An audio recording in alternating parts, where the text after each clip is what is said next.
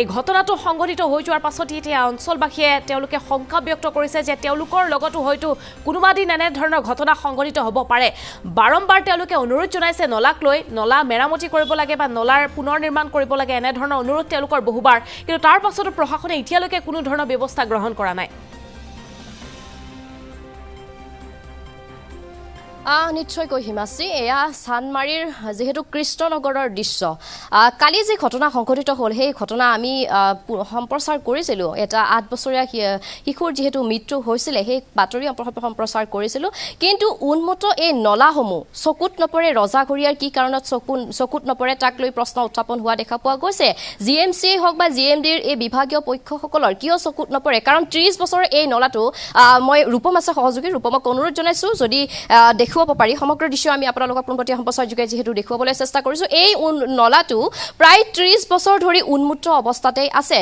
কৃষ্ণনগৰবাসীয়ে যিহেতু প্ৰতি বছৰে আচলতে বিভাগীয় ৰজাপক্ষক প্ৰতি বছৰে আহ্বান জনাই আহিছে বা আবেদন জনাই আহিছে, কিন্তু কোনো ধৰণৰ কাণ খাৰ নাই বা কোনো ধৰণৰ গুৰুত্ব দিয়া নাই ৰজাঘৰীয়াই। আৰু আচলতে এই নলাটোলৈ প্ৰায় আচলতে বহু কেইঘৰ ব্যক্তি অহা যোৱা কৰে, প্ৰায় 30-40 ঘৰ মানুহ ইয়াতে বসবাস কৰি আছে, কিন্তু ওপৰ পাহাৰ এৰিয়াটো আছে তেওঁলোকে এই ৰাস্তাটোৰে অহা যোৱা কৰে। তেওঁলোকে মন্তব্য কৰিছে যে এজাক মুকলধাৰ বৰষুণতেই এই নলা নে উপপথ ধৰিবই নোৱাৰি বুলি তেওঁলোকে মন্তব্য কৰিছে। আৰু আমি যিহেতু পোনপটীয়া সম্প্ৰচাৰ যোগে আপোনালোকক এই দৃশ্য দেখুৱাই যাবলৈ চেষ্টা কৰিছোঁ।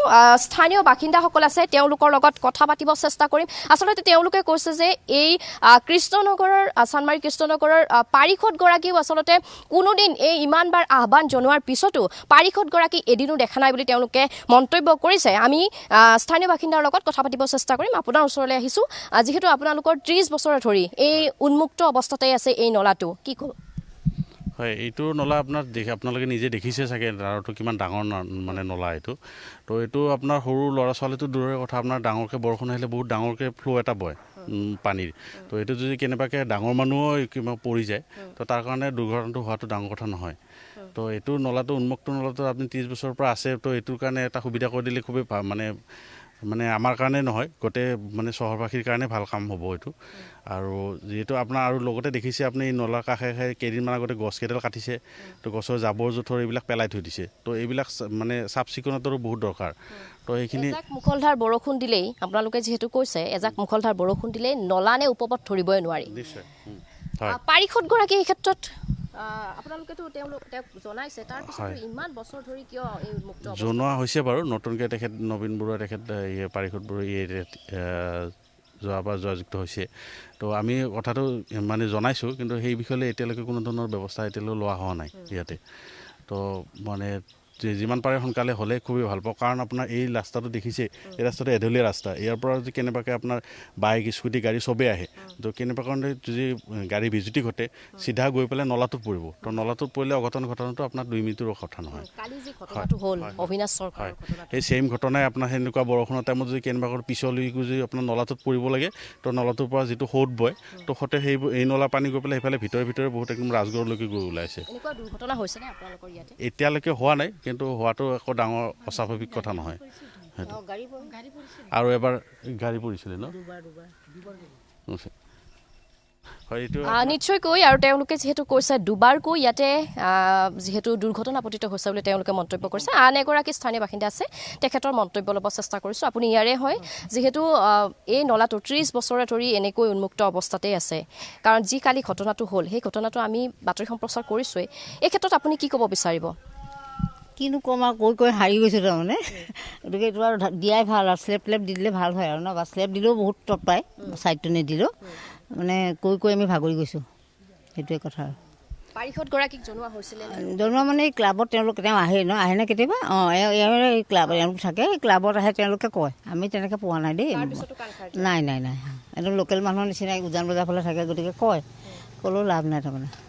নিশ্চয়কৈ হিমাশ্ৰী, যিহেতু তেওঁলোকে মন্তব্য কৰিছে যে দুবাৰকৈ এই যি নলাত পৰি দুৰ্ঘটনা পতিত হৈছে বুলি মন্তব্য কৰিছে তেওঁলোকে, আৰু যিহেতু পাৰিষদগৰাকী ইয়াতে আহে, এই ৰাস্তাটোৰে অহা যোৱা কৰে, কিন্তু তাৰ পিছতো কাণসাৰ নাই যিহেতু চান্দমাৰি কৃষ্ণনগৰৰ এই উন্মুক্ত নলাটো বৰ্তমান সময়ত যেন উন্মুক্ত অৱস্থাতে আছে। কিন্তু ক'ব লাগিব যে যিসমূহ দেখা পোৱা গৈছে যে মুখ্যমন্ত্ৰীয়ে আহ্বানো জনোৱা হৈছিলে যে এই নলাসমূহ বা উন্মুক্ত থকা নলাসমূহ যে ভাল কৰি দিব লাগে, তাক লৈ আচলতে মুখ্যমন্ত্ৰীয়ে সংবাদ মাধ্যম যোগেও এই কথা অৱগত কৰিছিল। কিন্তু এই যিহেতু চান্দমাৰিৰ এই কৃষ্ণনগৰৰ এই দৃশ্যই আচলতে প্ৰমাণ কৰিব কিমান আচলতে উন্নয়ন হৈছে।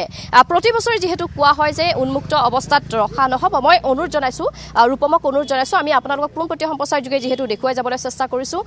যিহেতু এই নলাটো এজাক মুখলধাৰ যদি বৰষুণ দিয়ে তেতিয়াহ'লে পথ নে উপপথ ধৰিবই নোৱাৰি, কাৰণ ইমান আচলতে বেয়া অৱস্থাত আছে। আমি আপোনালোকক পোনপটীয়া সম্প্ৰচাৰ যোগে দেখুৱাই যাবলৈ চেষ্টা কৰিছোঁ। প্ৰায় 30 বছৰ ধৰি এই নলাটো আচলতে উন্মুক্ত হৈয়ে আছে। যদি আমি আপোনালোকক ক'বলৈ যাওঁ, নলাত পৰি মৃত্যু হৈছে 2003 চনত চাবলৈ গ'লে 29 আগষ্টত চান্দমাৰি নলাত পৰি মৃত্যু হৈছিল। উপামণি বৰ্মনৰ মৃত্যু হৈছিল বুলি ক'ব লাগিব। 2006 চনৰ কথা যদি ক'বলৈ যাওঁ, লাল গণেশত মৃত্যু হৈছিল। এগৰাকী 58 বছৰীয়া ঝুমুৰ কৰ্মকাৰৰ মৃত্যু হৈছিল বুলি ক'ব লাগিব। এই উন্মুক্ত নলাসমূহ কেতিয়াকৈ আচলতে ভাল কৰি দিয়া হ'ব বা বিভাগীয় পক্ষৰ কিয় চকুত নপৰে, পাৰিষদগৰাকীৰ কি কাৰণত চকুত নপৰে, তাক লৈ এটা চিন্তিত কাৰণ হৈ পৰা দেখা পোৱা গৈছে। কাৰণ বাৰম্বাৰ অনুৰোধ জনাইছিল, বাৰম্বাৰ আহ্বান জনোৱাৰ পিছতো বৰ্তমান সময়লৈ আচলতে পাৰিষদগৰাকীৰ চকুত পৰা নাই, তেওঁলোকে মন্তব্য কৰিছে। আৰু এজাক মুকলধাৰ বৰষুণতে কেনেকুৱা ধৰণৰ অভাৱনীয় পৰিৱেশ হয় সেই কথাও মন্তব্য কৰিছে। আৰু ইয়াৰ যিসমূহ ষ্ট্ৰীট লাইট আছে, ষ্ট্ৰীট লাইটসমূহৰ বহু বছৰ ধৰি আচলতে বেয়া হৈ থকা বুলি তেওঁলোকে মন্তব্য কৰিছে। বিভিন্ন আচলতে অভিযোগ তেওঁলোকে উত্থাপন কৰিছে পাৰিষদগৰাকীক লৈ, আৰু আমি পোনপটীয়া সম্প্ৰচাৰ যোগে আমি আপোনালোকক যিহেতু দেখুৱাই গৈছোঁ, ধন্যবাদ জ্ঞাপন কৰিছোঁ। আমি পুনৰবাৰ দেখুৱাবৰ বাবে চেষ্টা কৰিছোঁ। গুৱাহাটী মহানগৰীত এনেধৰণৰ বহু উন্মুক্ত নলা আছে যিসমূহৰ ওপৰত কোনো ধৰণৰ কভাৰৰ ব্যৱস্থা নাই, কোনো ধৰণৰ স্লেপৰ ব্যৱস্থা নাই। জ্যোতিনগৰত বৃহস্পতিবাৰে যিটো ঘটনা সংঘটিত হৈ গ'ল, এই দৃশ্য দেখাৰ পাছত, ঘটনা দেখাৰ পাছত স্বাভাৱিকতে মহানগৰবাসী এতিয়া শংকিত হৈ পৰিছে, কাৰণ তেওঁলোকৰ অঞ্চলত এইদৰে ভয়ংকৰ অৱস্থাত থকা, উন্মুক্ত অৱস্থাত থকা নলায়ো তেওঁলোকৰ জীৱনলৈ বিপদ মাতি আনিব পাৰে। সেয়েহে তেওঁলোকে বাৰম্বাৰ অনুৰোধ জনাইছে বিভাগীয় কৰ্তৃপক্ষক। দুটাকৈ ব্যাগুম বিভাগ আছে, GMD আছে, GMC আছে, গতিকে এই দুয়োটা বিভাগৰ চকুত নপৰে নেকি প্ৰশ্ন উত্থাপন কৰিছে সাধাৰণ ৰাইজে। তেওঁলোকৰ অনুৰোধ যে অনতিপলমে উন্মুক্ত অৱস্থাত থকা নলাসমূহৰ ক্ষেত্ৰত বিহিত ব্যৱস্থা গ্ৰহণ কৰিব লাগে বিভাগীয় কৰ্তৃপক্ষই।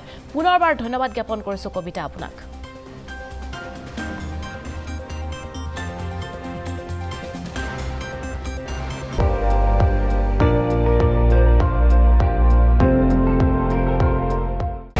আপুনি চাই আছে ND24, সৰ্বশ্ৰেষ্ঠ নহয়, সৰ্বোত্তমৰ দৌৰত।